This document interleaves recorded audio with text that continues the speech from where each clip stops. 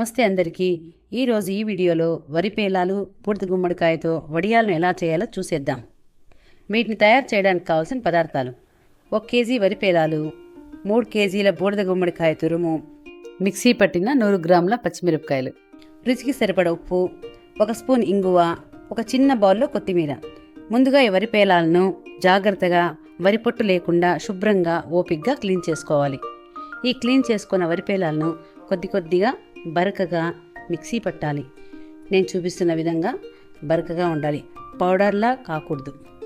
తర్వాత కొద్దిగా నీరు చిలకరిస్తూ తడి పొడిగా చేసుకుని తడి చేసిన పేలాలను వేరొక గిన్నెలోకి తీసుకోవాలి. ఇప్పుడు మనం తురుముకున్న బూడిద గుమ్మడికాయ, కొత్తిమీర, మిక్సీ పట్టిన పచ్చిమిరపకాయలు, తగినంత ఉప్పు, 2 టేబుల్ స్పూన్ల ఇంగువ వీటన్నిటిని వేసి బాగా కలుపుకోవాలి.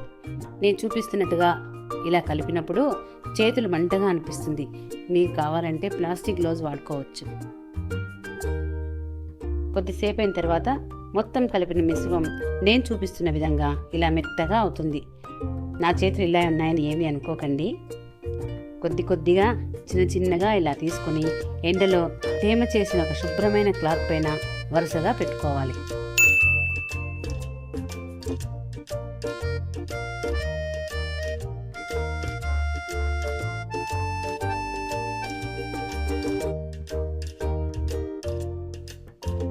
బాగా ఎండిన తర్వాత చూడడానికి ఇలా ఉంటాయి. వీటిని మనం ఎప్పుడు కావాలంటే అప్పుడు ఇలా నూనెలో గోడించుకొని పప్పన్నంలో కలుపుకొని తింటే కరకరలాడుతూ కారంగా భలే ఉంటాయి.